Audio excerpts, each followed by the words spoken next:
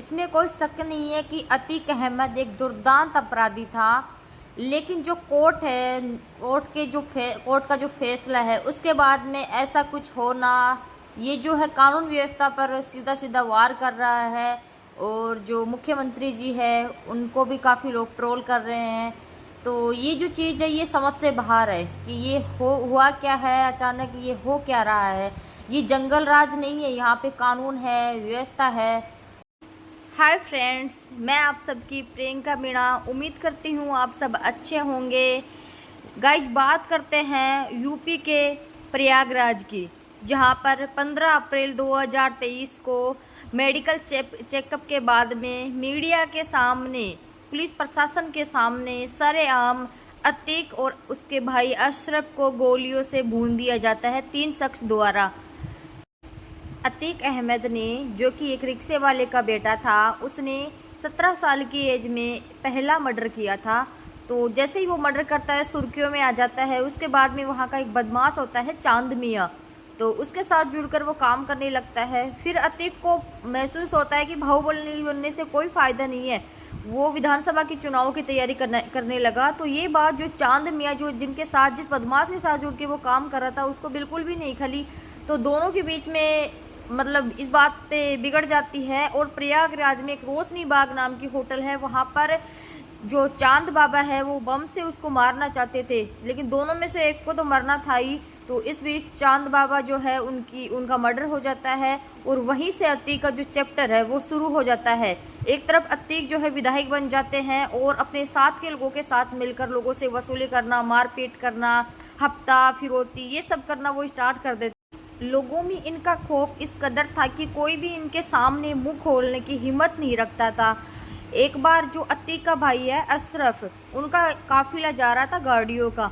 तो एक व्यक्ति था अशोक साहू नाम का, बात 1995 की है। तो उसको कुछ जल्दी थी या कोई ऐसा काम था, तो वो उनकी गाड़ियों को ओवरटेक करके आगे निकल जाता है। तो ये बात जो है अशरफ का भाई है अतीक, उसको बिल्कुल भी बर्दाश्त नहीं होती है।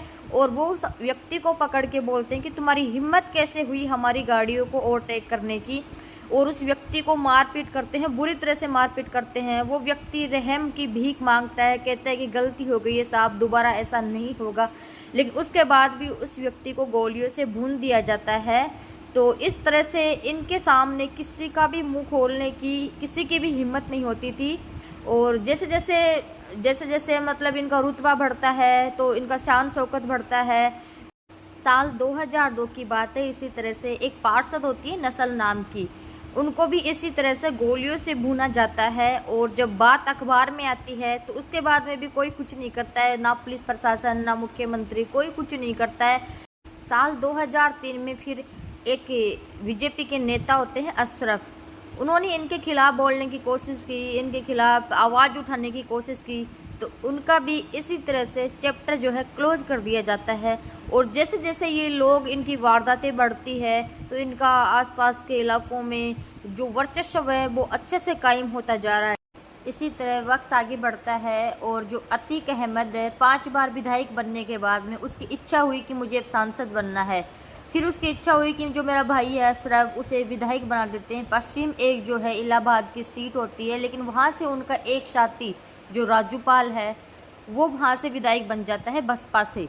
उसके बाद में वो राजूपाल जो है हॉस्पिटल से कहीं जा रहा था, तो उनके साथियों ने उनका पीछा किया। पीछा करने के बाद में उनकी गाड़ी को, जो राजूपाल था, उनकी गाड़ी को एक जगह रोक दिया जाता है। और वहाँ पर गोलियों से उनके जो अतीक के जो आदमी थे राजूपाल को गोलियों से भून देते हैं। तो उसके जो साथी है राजूपाल के, उनको लगा था कि शायद ये बच जाएंगे, उनको नहीं पता था कि ये मर गए हैं, उनको लगा ये शायद बच जाएंगे। तो वो एक ऑटो में उनको लेके जा रहे हैं हॉस्पिटल के लिए।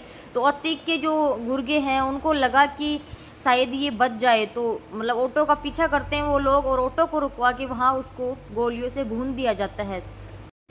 जैसे जैसे वक्त बीतता है तो अतीक अहमद की शादी होती है, बच्चे होते हैं। बच्चे 1 2 नहीं 5 बच्चे पैदा होते हैं इनको।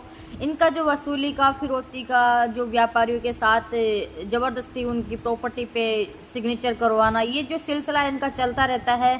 फिर जो मायावती सरकार आती है तो वो इनकी जो काफ़ी प्रॉपर्टीज है उनको नुकसान पहुंचाती है। तो फिर ये सरेंडर करते हैं दिल्ली में। फिर इनको यूपी से जो गुजरात की साबरमती जेल है इनको वहाँ पर शिफ्ट कर दिया जाता है अतीक को।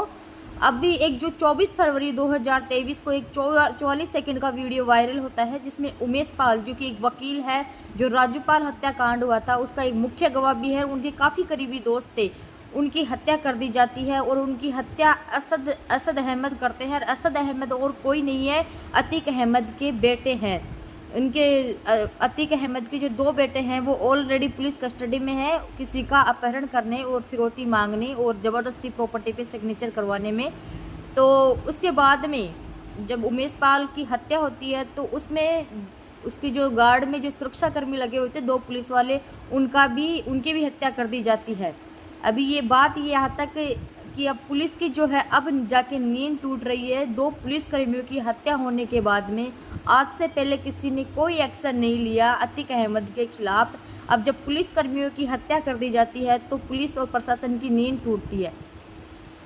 उमेश पाल की और 2 पुलिसकर्मियों की हत्या के बाद में पुलिस जो है असद अहमद और जो शार्प शूटर गुलाम है उसको तलाशने की कोशिश करती है। लगभग 44 से 45 दिन बाद में असद अहमद और गुलाम जो है पुलिस को मिलता है और जो अभी कार्रवाई में जो असद अहमद है पुलिस पर फायरिंग करता है। इसी बीच पुलिस वाले असद अहमद और गुलाम जो शार्प शूटर है उसका एनकाउंटर कर देते हैं, जो कि 13 अप्रैल की बात है, 13 अप्रैल 2023 की बात है। तभी प्रयागराज के कोर्ट में, CGM कोर्ट में जो अशरफ है अतीक के भाई और अतीक अहमद जो बाहुबली है उनकी जो पेशी थी, सुनवाई चल रही थी। इसी बीच उनको पता चलता है कि असद अहमद जो कि उनका बेटा है वो एनकाउंटर में मारा गया है। तो वो दहाड़े मार के कोर्ट परिसर में ही रोना स्टार्ट कर देते हैं। उसके बाद में जो पुलिस है अतीक अहमद जो कि कहते हैं कि मुझे मेरे बेटे के आखिरी बार दर्शन करने हैं, तो इस पर प्रशासन राजी नहीं होता है।